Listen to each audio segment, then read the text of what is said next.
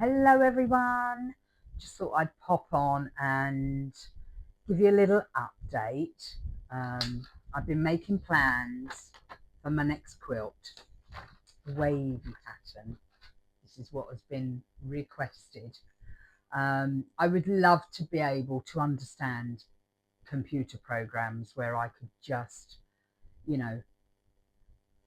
draw a block and then replicate it and just see what the quilt looks like. But the time it would take me to figure out how to do it, I could just do it by hand. Sometimes pencil and paper is good enough in my life. So that was my little plan. And then from that plan, I did a couple of little mock-ups.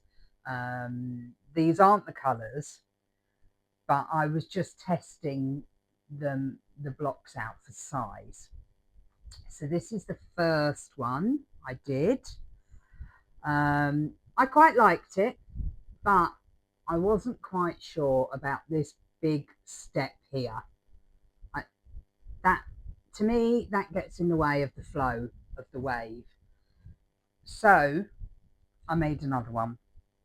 I haven't pressed this one properly in the middle and the points aren't perfect. So don't judge me, but it's a much smaller step. So I think I'm going to go with this because then that flows more than this one. I think the pink one, it's too jagged looking, whereas that is more flowy. And I think I'll be able to get a nicer flow on the quilting with that one. So I've worked out my sizes, so I can now write my cutting list out of everything I've got to cut and prep. And I am going off for a sewing weekend in just over a week. So I think if I get everything cut and prepped, I will take it to the sewing weekend with me and I can just power through and sew and hopefully get the whole top put together. And then when I come home, all I have to do is layer it up and concentrate on the quilting. So that's what I did that earlier. I've also spent a lovely day prepping all my pieces for month 7 of the Alice Caroline flower garden. So I thought, right, I just need to get this done.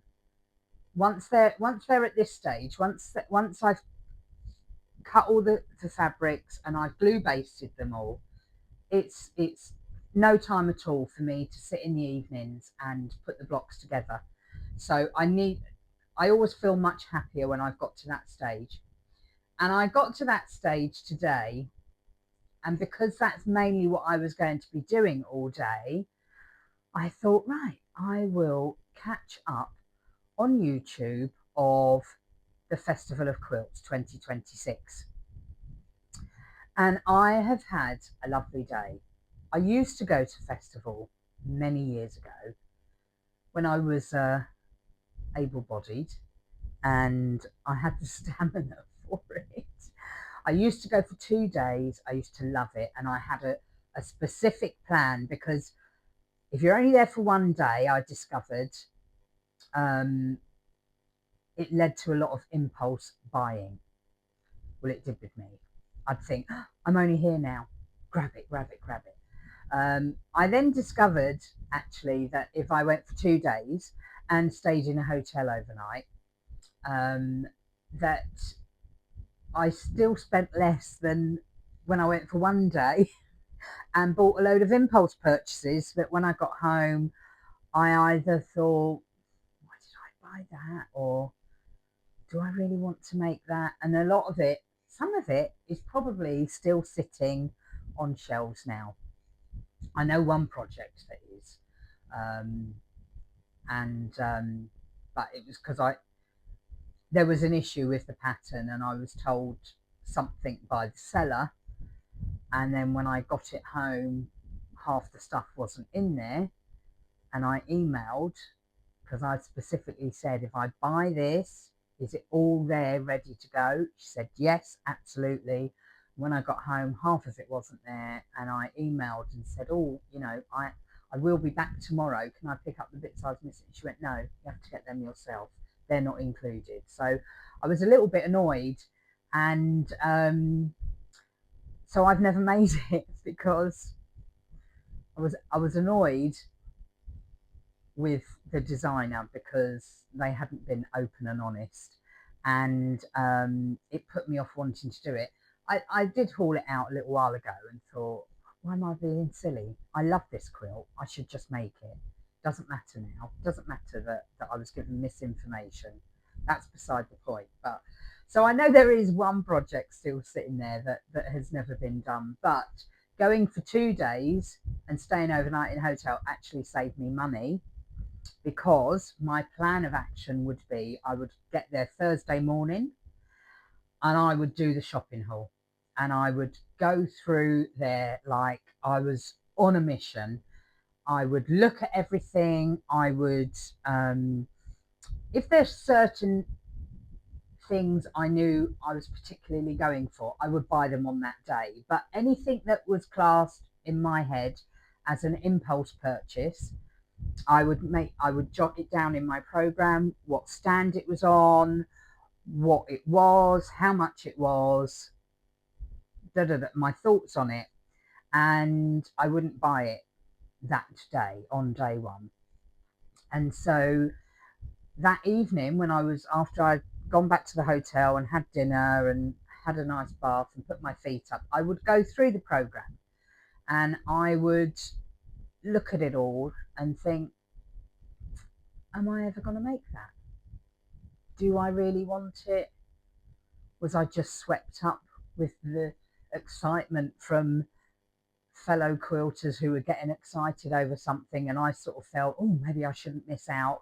So I would be able to spend the evening assessing all my impulses and deciding what I really wanted. And then in the morning I would get there, and as soon as the doors open, with my scaled down list of what I actually did want, I would go straight to those stands, buy what I wanted, and then I would spend the rest of the day looking at all the quilts, competition quilts and the art quilts, and I mean there are so many categories there, and the work level is stunning, and you know, it leaves you feeling you're always inspired, you are always left in awe, and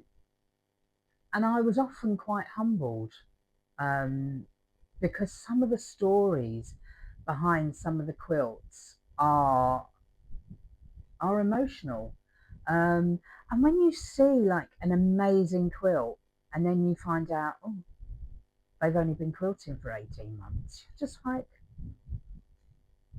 no.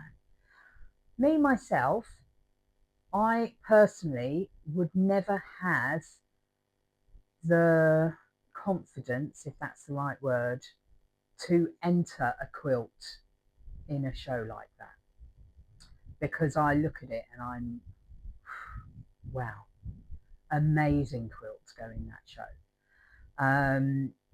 I have also, when I have stood there admiring quilts, and it's not just the quilt, you admire the work, the thought, the hours, the sore fingers, you know, the backache when you've been sat hunched over a sewing machine all day long, or you know, I can appreciate every aspect of that. And then when you hear someone walk past and go, I don't reckon that much, or oh no, she shouldn't have put that there, I just think, I'm sorry, who are you? Who are you to judge what someone else has done? They've made that because they wanted to make it. They've probably had hours and hours of pleasure making it. It's made them feel good about themselves, because you must feel good about yourself to enter a quilt into festival. And then someone comes along and tries to run it down. And I'm like, just shut up. Who are you? Who are you to judge anyone else's work? I try not to judge. I try not to judge in any aspect of my life, and you know, it's, but especially when someone is being creative, because how someone chooses to express themselves may not be everybody's cup of tea, but it doesn't matter. They're doing it for them. They're being creative, and it feeds something in them. I know sewing for me, it literally soothes my soul. I feel at peace when I'm sewing. I feel all is well in the world. I mean, no, it's not, but I can forget about the nonsense out there in the world, and I enjoy the process. I enjoy every aspect of the process. Even when things go wrong, even if I've got to redo something, even if I get frustrated, I still enjoy that process, because from every frustration I would have learned something. So, but I can't go anymore because of my mobility and health issues. I just don't have the stamina for it. I can't go. So I have to get my enjoyment from friends who do go. They send me photos of quilts they'll know I like. But I also spend time going on YouTube. And like today, while I was doing all this, I just typed into YouTube Festival of Quilts 2026, and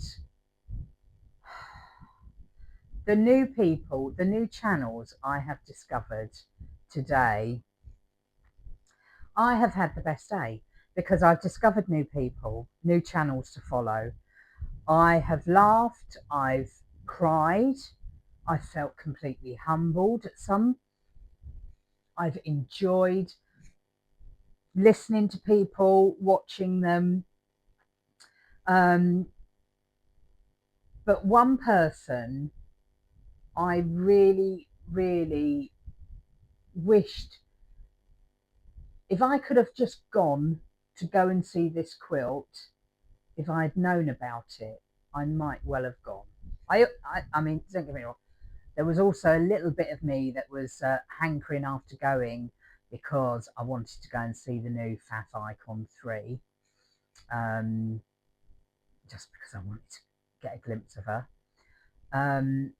But if I had discovered this channel before festival, I would have gone, because I would have then had two reasons to make the effort worthwhile. I would have gone and seen the Icon 3, and I would have gone purely to look at this quilt. And it was a quilt. The channel is Love You More by Brad. It's been emotional today watching some of his videos. Excuse me. I'm going to try not to get emotional. But what a guy.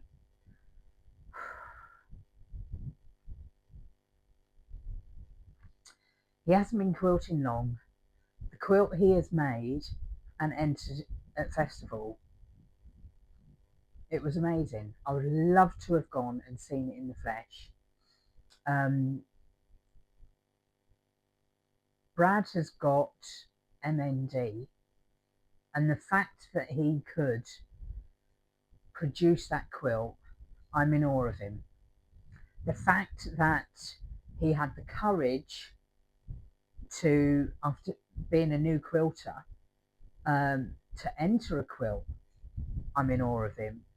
The struggles he had while making it, I'm not going to tell you what they are, because I want you to go and discover his channel and follow him and see for yourself, because Brad will tell you better than I ever could what he went through making this quilt.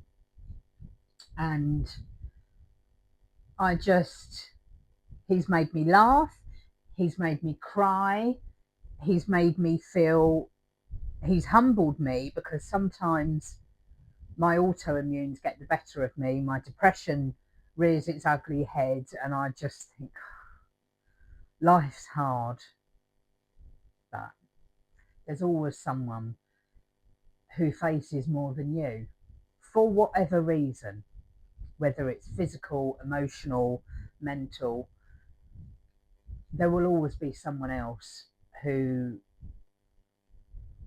has got a bigger struggle than you, and Brad's reminded me of that today. So thank you, Brad, if you ever see this. um, I, I'm just in awe of what he's done. um, I would never ever have guessed he was a new quilter. It's just right. Go and check out his channel. Go and follow him. Go and subscribe. Whatever it is, he's on Instagram. He's great, absolutely great. And I don't know what it is. I think because sewing is so automatically assumed to be a female domain, I do love watching a man sew. And that they get the same enjoyment and pleasure out of doing it, and the same frustration sometimes as I do. I just love it. I've got two grandsons, and they're 4 and 2 at the moment. One has played with my sewing machine. Yeah, well, he's pushed the foot pedal while I guided the fabric through, but he was dead chuffed that he's sewn something. He made some fabric, and he has said, could I do some more sewing with you, Mopsy? I'm like, of course you can, my darling. You know, I would love nothing more than to bring them up and show them how to sew. And when I'm gone, hopefully they'll take all these machines because my husband won't know what to do with them. So yeah, they'll, I'd love to see them do it. I think it's great downtime. It's great for your mental health to sit and find something you can just be creative at. I'd love to be able to paint, but I'm not. I can paint, but I'm not a very good painter. What's in my head doesn't always translate onto the paper, but usually what's in my head for quilts comes out how I want it to. So I'm happy with that. And then from Brad's channel, I discovered the Scottish Quilters channel. A lovely lady named Wendy.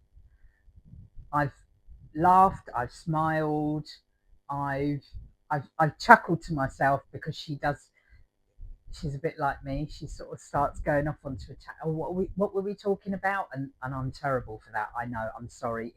If you put up with my waffle, well, then you deserve a medal, because I know I do just waffle on a bit. But I've also got emotional at a video of hers from a few months ago, and it's just go and check her out as well. Lovely lady. She makes some lovely things. One of her videos I looked at, and she made a quilt called, I forget the name of it now, Shattered something. And it sparked an idea because I'd had this idea floating around in my head for a little while, and I wasn't sure how I could make it visually work. But then seeing her shattered something or other, I was like, oh, okay, maybe that is a way I can make this happen. So it's given me a little idea to work on and play with. So thank you, Wendy. That was really good. Stitch with Rachel. I'm always watching Stitch with Rachel. I loved her. I love her shopping day video where she takes you around some of the stalls. It's nice when you can't go anymore, or I probably could go if I got myself a motorized scooter or a wheelchair, but I'm not prepared to be frowned upon for getting in people's way or get hit in the face with someone's backpack. When I used to go years ago, I used to hear people moan about people who needed assistance, and they would just, you know, I actually heard some woman chatting with her friend at a stand, and they had literally just barged in front of this lady in a wheelchair who was sitting very patiently waiting for the stall holder to notice her so she could pay for what she wanted.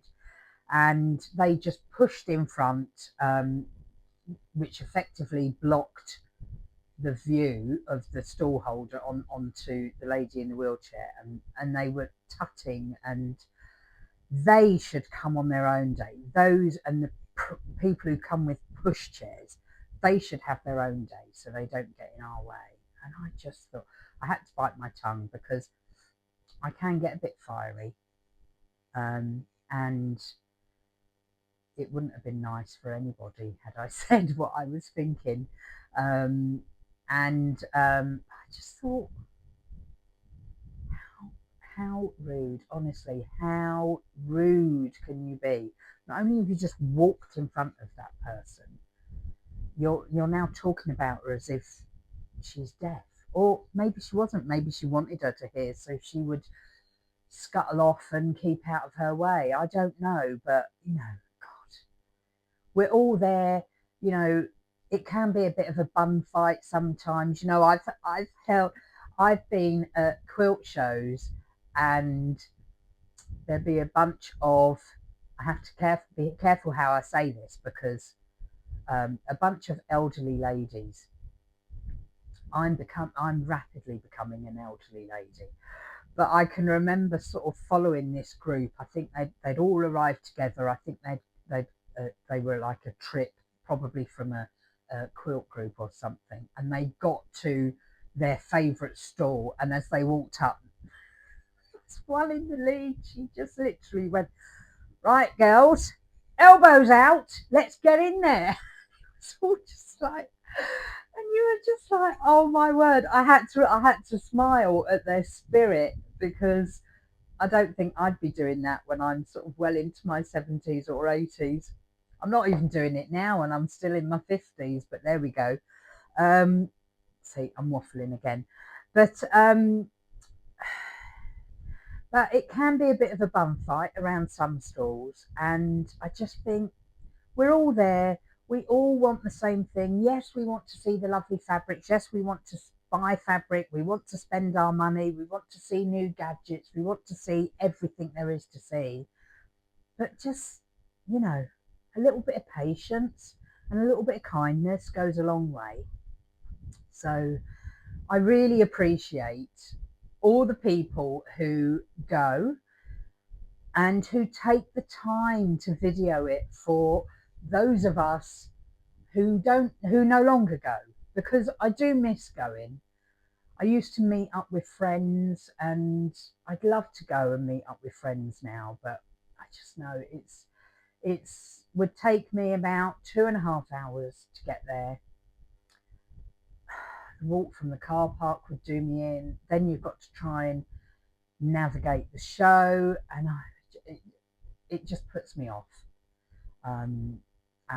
So I really appreciate everyone who posts a video, and actually I just appreciate all other sewers and quilters and creative types who take the time to have Instagram accounts and YouTube accounts and post stuff for people like me who very rarely leave the house, to still feel connected to other people. I am connected to, so you know, I go on sewing retreats with certain people, so I'm connected to my sewing friends that way. I've started going to Hampshire Sewing Circle, which is fairly local to me, and I've met some new people there, so that's good. But other than that, I don't really go out. I spend most of my days in the house, in my sewing room, sewing. And so, but when I'm sewing, I have YouTube on, and I watch other quilters and sewers and dressmakers channels, and I always learn something, as we do from when we share with other people. So I always learn something. I like today, sometimes I have a really good giggle about things. I have a little chuckle to myself. If someone thinks the same way as me, I think it's not just me then, so I can't be that bad. And I've also shed a tear or two, like I have today, over some people's stories. Um, and there's a story behind all of us, but I really appreciate everyone out there who takes the time to post things for little hermits like me who would rather stay indoors and not deal with a lot of the outside world. Um, I really enjoyed as well Lily and the Bee. I love her channel, and I I just love I just love her chattiness and the way she is. And I just loved that she was so excited to go and showing you all her purchases. And it just makes you smile, because you know those feelings. We've all had those feelings. But if you know of, I've only mentioned literally a few channels that I watch.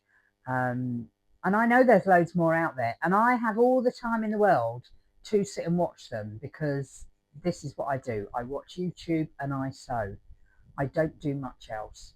Um, so I do have time to discover new channels. So please leave a comment of any recommended channels that you like to watch, um, because I will happily look them up. And it's like you have this little weird online relationship with these people, but they don't know they don't know about you, you know. um I sort of sometimes when I'm chatting with my husband, he will say, oh, is that a friend that, you know, I might show them photos, is that a friend of yours? And I'm like, well, it's someone I know online, you know, but that person probably doesn't even know I exist. But I admire I admire their work, and I just appreciate that people take the time to post. Hopefully, people appreciate what I post. I know a lot of it is just waffling on, um, but I am trying to get a bit more organised with it. But yeah, if you've got any recommendations for any great sewing, quilting, dressmaking, any sort of creative channel. I mean, some painters, I'll watch painters. I will watch wood turning channels, because especially the ones who mix chunks of wood with beautiful coloured resins, and then when it all sets, they start to wood turn it. I mean, because I never have a clue what it's going to turn out like. And I'm always amazed. I love anything creative. So if you've got any recommendations for channels, please pop them in the comments below, because I'd love to check them all out. And please go and like, subscribe, follow whatever channel you find them on. Love You More by Brad, The Scottish Quilter, Lily and the Bee, Stitch with Rachel, Emma Jones Vintage Sewing Box. There are more, but I'd have to look up my list of subscriptions, because I go onto YouTube and it's just what comes up on my homepage, because people I've subscribed to. So I just click through. I can't always remember their names, because the brain doesn't always work like that. Anything new doesn't tend to stay in there very long. So, but anyway, if you went to festival, I hope you had a fabulous time. I hope you had some fabulous purchases. Send me a link if you've posted about it. Send me a link so I can see what you've got if I haven't already seen it.